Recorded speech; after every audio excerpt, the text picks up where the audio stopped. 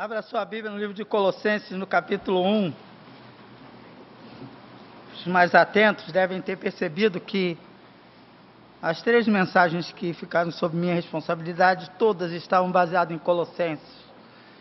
Porque já tem algum tempo que eu usar uma expressão, que eu parei aqui nesse, que eu ia falar que eu empaquei assim. Que eu parei no livro de Colossenses, porque ele traz imagens muito fortes de Jesus, é o livro cristológico, e eu estava tentando fazer uma série de estudos para adolescentes baseado no livro de Colossenses, só mostrando que Jesus é o Cristo. Mas lá pela metade da leitura, do estudo, eu deixei isso no ano passado e comecei a entrar em Hebreus, e vocês sabem por quê, Jeremias, Ezequiel, e deixei Colossenses de lado. Quando o pastor falou que teria esse compromisso, aí eu falei, tem escala de mensagem? Ele falou, não, se você der conta, eu falei, então azar do pessoal que vai ouvir. Brincadeira, não falei isso não. Então, eu vou tentar compartilhar um pouco do que eu estudei sobre o livro de Colossenses. Quero retomar esse estudo para, quem sabe, eu conseguir concluir esse trabalho gráfico em cima de Colossenses. A maioria das pessoas aqui sabem que eu trabalho com desenho, e eu preciso algumas vezes não, sempre preciso de um quadro, de um papel, de um lápis, para eu me sentir à vontade. E aí eu fico muito tenso quando eu não tenho isso, mas eu vou tentar. Abra lá, Colossenses capítulo 1, do versículo 4 até o versículo 6. Na verdade, o comecinho do 6. Paulo vai dizer assim, pois temos ouvido falar da fé que vocês têm em Cristo Jesus e do amor que têm por todos os santos, por causa da esperança que lhes está reservada no céu, a respeito da qual vocês ouviram por meio da palavra da verdade, o evangelho que chegou até vocês. Só até aí. Perceberam as 3 virtudes teologais registradas aqui por Paulo? Quais são as 3 virtudes teologais? Fé, esperança e amor. E Paulo não usa esses 3 requisitos de um cristão apenas no livro de Colossenses. Ele vai usar naquela grande poesia do amor de 1 Coríntios. Lembram-se lá no final de 1 Coríntios? No final ele vai dizer, agora pois permanecem a fé. Vamos falar juntos? Agora pois permanecem a fé, a esperança e o amor. Esses 3, mas o maior desses... então vocês sabem de cor. Paulo vai falar sobre isso também aos Gálatas. Paulo vai falar sobre isso em todas as suas cartas. E baseado nisso, eu quero pensar com vocês na história do Evangelho e na forma como essas 3 palavrinhas mágicas, quando criança a gente aprende que a palavrinha mágica é muito obrigado. Quando criança a gente aprende que a palavrinha mágica é me dá licença, por favor e tal.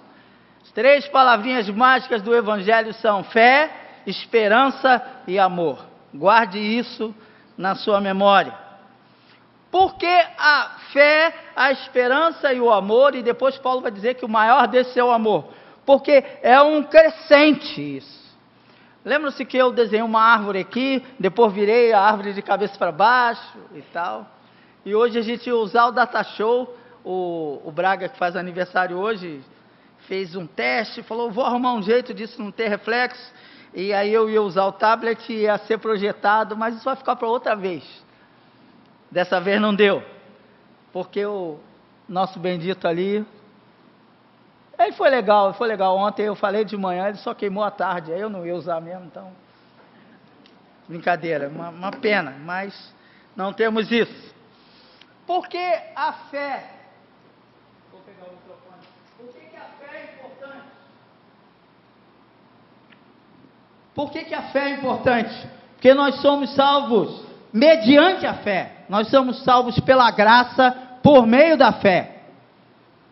Então, para você ter contato com a salvação de Jesus, você tem que receber a graça dele por meio da fé. Ela é a porta de entrada para que Deus tome conta do seu coração. A fé também é pela fé que nós acreditamos, segundo Hebreus, que o mundo foi criado. Porque não tem comprovação histórica, não tem comprovação científica nenhuma para isso. É pela fé, está lá em Hebreus, que nós entendemos que o mundo foi criado pela palavra de Deus. Então, é a fé o impulsionador da nossa determinação de andar ao lado de Cristo. A fé é aquela aposta com tudo que você tem, que aquilo é verdade. Hebreus vai dizer que a fé é o firme fundamento das coisas que se esperam e das coisas que não se veem. E aí, lá em Hebreus 11, vai falar da galeria dos heróis da fé, pela fé, pela fé, pela fé, pela fé. E aí fala de Noé, fala de Abraão, fala de vários heróis da fé, até chegar o período dos reis. Olha que coisa interessante. Eles viveram pela fé, foram movimentados e foram sacudidos pela fé. Desculpe. Abacuque vai dizer que o justo... vocês estão muito caidinhos. O justo o quê? O justo viverá pela fé. Mas Paulo também diz isso aos romanos. Também aos gálatas. Também o autor de Hebreus vai dizer, o justo vive pela fé. E o que é fé, afinal de contas? A fé, como diz nosso poeta, andar com fé eu vou, que a fé não costuma falhar. O problema é onde você coloca a sua fé. E a gente cantava antigamente hinos do cantor, e eu gosto muito. A minha fé e o meu amor, como é que é? O pessoal sabe ainda, viu? Sabe. A minha fé e o meu amor estão firmados no Senhor. O problema é onde você põe a sua fé. Então, o justo vive pela fé, pela confiança que ele tem em Cristo Jesus. Por que nós temos essa confiança em Cristo Jesus? Porque ele se entregou por nós. Ele é a promessa concretizada do Antigo Testamento. O Antigo Testamento tinha todo um ritual sacerdotal de mata cabrito, mata bode, mata pombo, mata não sei o que, para perdoar pecados. E Jesus veio de uma vez por todas para abolir isso com o seu sangue. Onde eu deveria estar, ali estava Deus, na pessoa de Jesus. Então você entendeu bem a questão da fé, e você só está aqui porque você tem fé nesse Jesus. Mas a nossa vida cristã, a vida cristã em si, a gente é muito alimentado por essa fé, e fala, não, resolve todos os problemas, é só ter fé, não é? As mulheres que oram então, as Déboras então, é só orar com fé, que Deus vai abrir as portas e tal. Ora, mas se existe a fé, a esperança e o amor, como é que fica esse negócio? Se eu já tenho a fé firmada em Cristo, como é que eu desenvolvo essa fé? Eu desenvolvo essa fé, eu suporto as dificuldades da vida, as vicissitudes da vida, os desafios da vida, não apenas por causa da fé, mas por causa da esperança. Coloque isso na sua cabeça.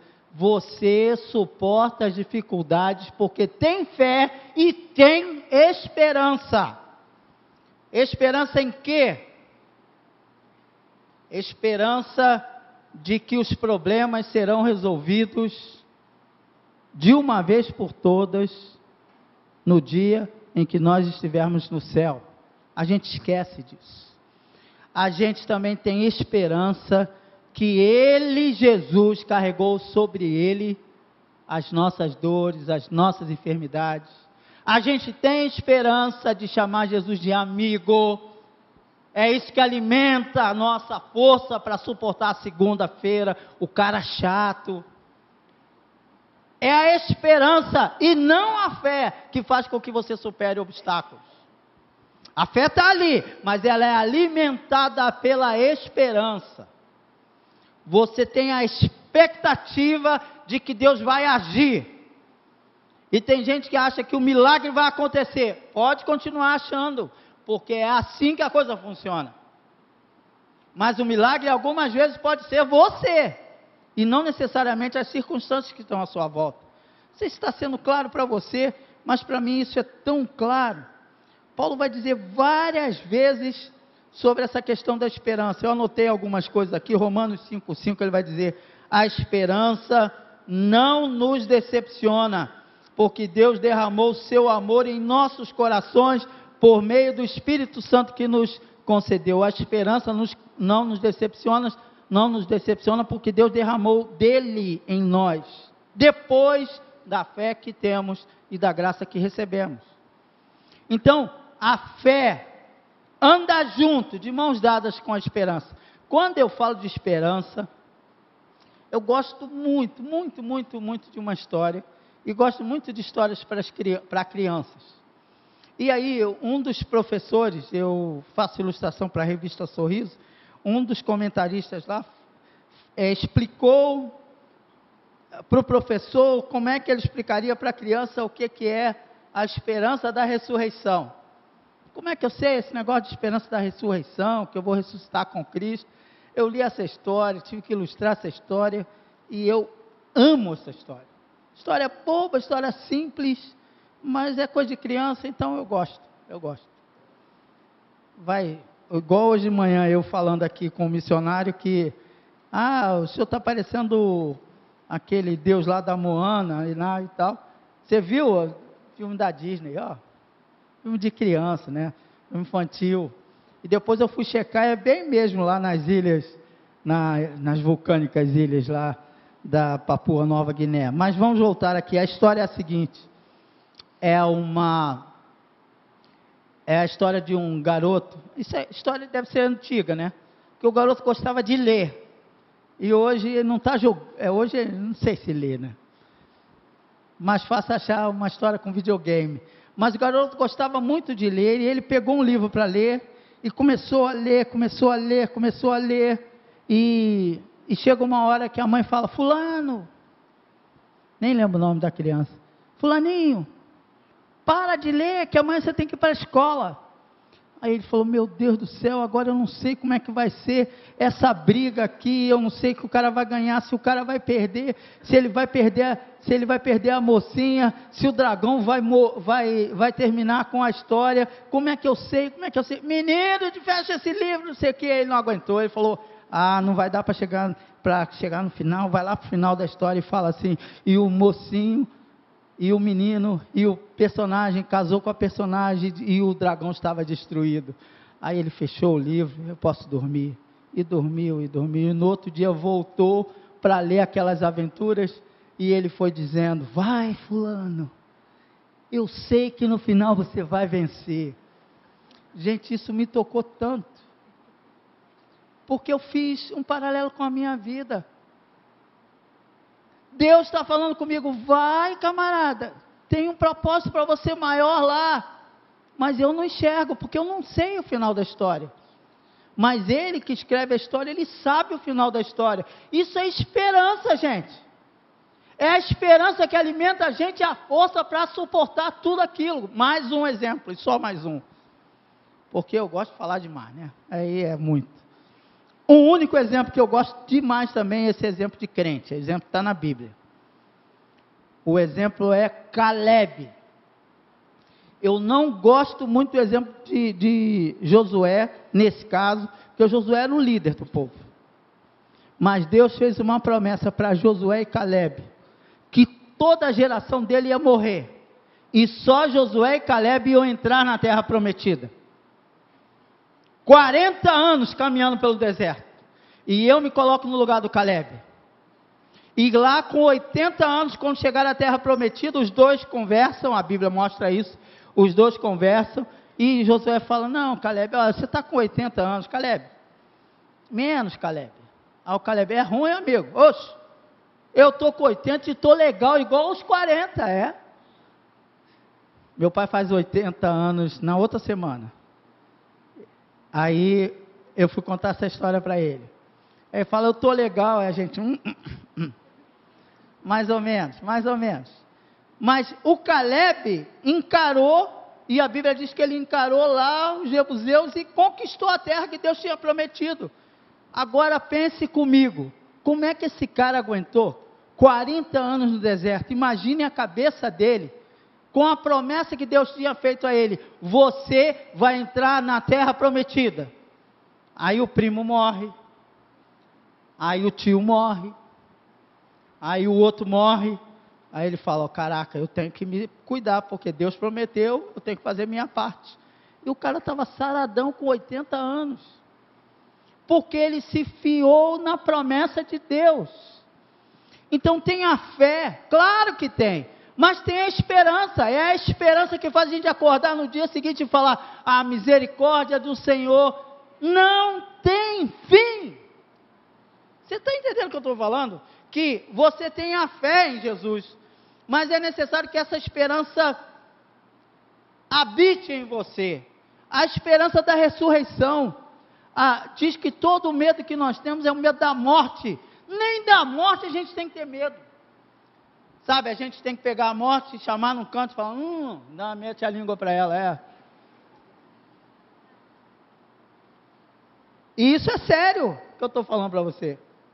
Eu estou falando por experiência própria, porque na hora que a coisa aperta, que você está ruim, está doente, tem que tomar um remédio, tem que fazer isso, eu tenho que fazer aquilo, aí você fala, vou morrer. Teve um episódio que eu estava exatamente assim, está ruim, não vai dar para sair.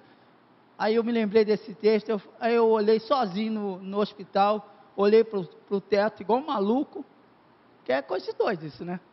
Olhar para o teto sozinho, para você, vai tomar banho, quero saber de você, porque a minha vida está com Deus, eu melhorei. A perspectiva melhora, porque o medo que a gente tem de verdade é o medo de sofrer, é o medo de ter dificuldade, mas Deus nos deu essa esperança verdadeira. Quem é que pode nos separar do amor de Deus? É o que Paulo pergunta. É o perigo, é a espada, é o chicote, é o quê? Nada. Paulo fala, nada mesmo pode me separar do amor de Deus que está em Cristo Jesus, nosso Senhor.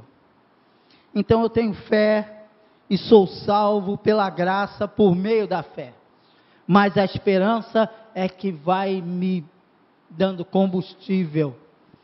E lá em Colossenses, no texto que nós lemos, diz o texto que essa esperança é alimentada pelo conhecimento daquele que nos prometeu.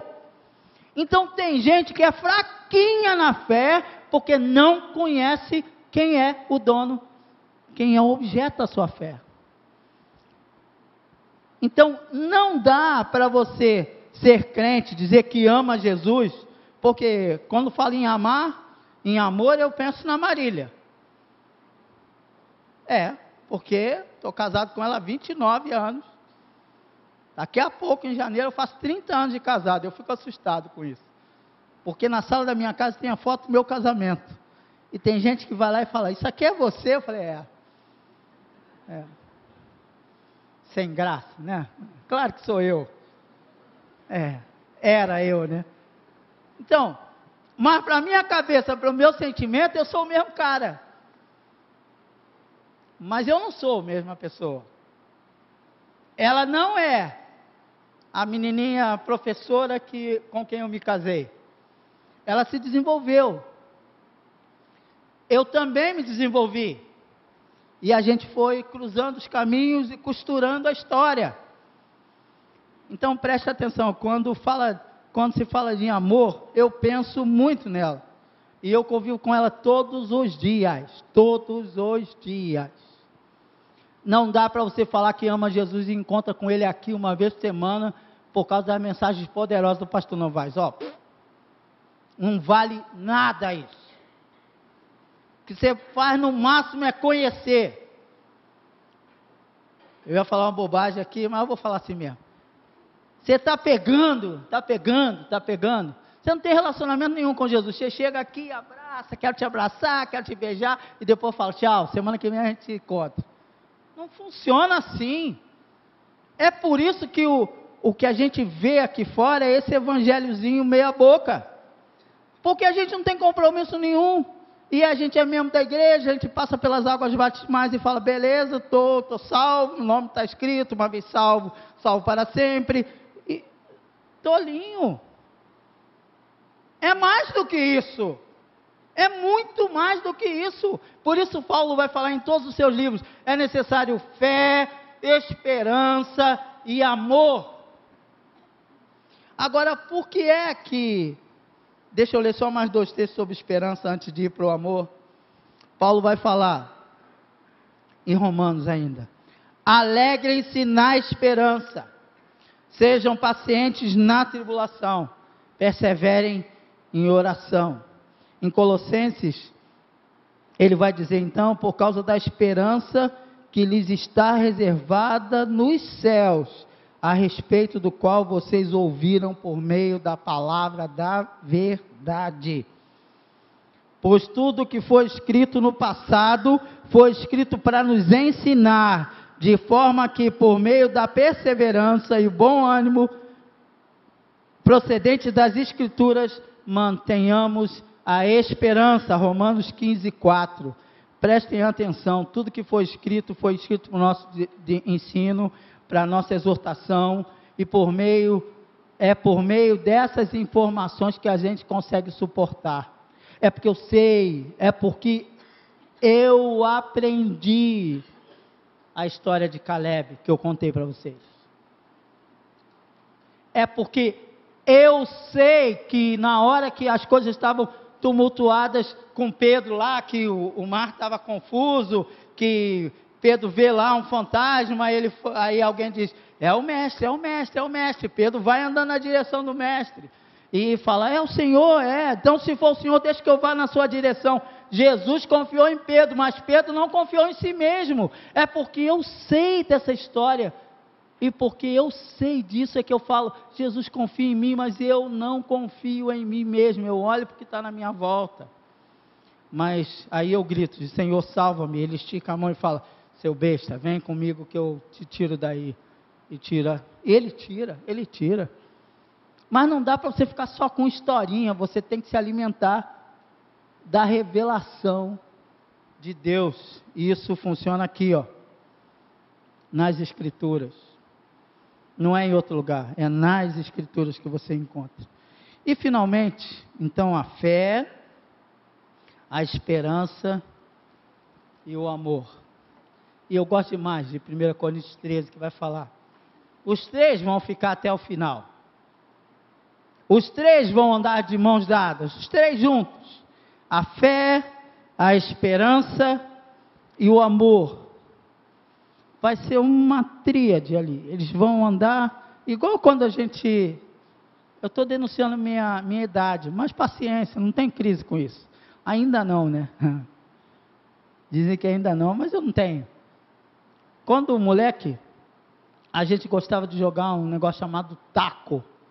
Não tem mais isso. A gente botava 3 gravetos, e tinham que ser pelo menos 3 gravetos, para os gravetos ficarem em pé. Então você juntava, fazia um triângulo, e fazia aquele taco, aquele triângulo ficar em pé, ficava na frente dele, você protegia. Era parecido com um jogo lá de americanos lá. Como é que é o nome daquele que usa? Vocês são chiques, vocês sabem de beisebol, vocês não sabem de taco. Então taco para mim é pegar um pedaço de pau, coisa de pobre, brincadeira de pobre, né? Esse negócio de brincadeira de pobre. E uma bola, e eu tinha que daqui jogar lá para acertar, passar pelo cara e derrubar o triângulo que ele tinha lá. E como às vezes eu não conseguia derrubar, ele dava uma paulada na bola e eu tinha que correr atrás da bola, enquanto ele dava voltas e contava pontos assim. Alguém viveu isso daqui? Ai, caraca, tem um monte de velho aqui. Então eu vivi muito isso, eu joguei muito esse negócio. E a gente jogava em dupla. Vocês lembram que a gente jogava em dupla? Um ficava na frente e outro ficava atrás desse triângulo. Então a gente montava um triângulo ou com uma lata, mas normalmente o triângulo, e a gente tinha maior cuidado para deixar o triângulo bem firmezinho, mas ele não aguentava uma bolada. Mas o que eu achava interessante, ainda criança, é que com dois gravetos, o troço não fica em pé. Mas com 3, os mais novos, não muito mais novos, tinha um jogo de vareta também, que era isso, para deixar as varetas em pé. Você sabe que tem que ter pelo menos 3 para deixar em pé. Fé, esperança e amor. Mas por que a maior delas é amor? Vocês sabem? Porque Deus é amor. E depois, quando nós estivermos no céu, a gente não vai precisar mais de fé, porque eu já tenho amor. A gente não vai mais ter esperança do que aconteceu, porque já aconteceu. Então a gente precisa desse tripé: fé, esperança e amor. Eu não sei se você percebeu, mas a dança, não dos famosos, a dança no céu, é feita por 3 também: Pai, Filho e Espírito Santo.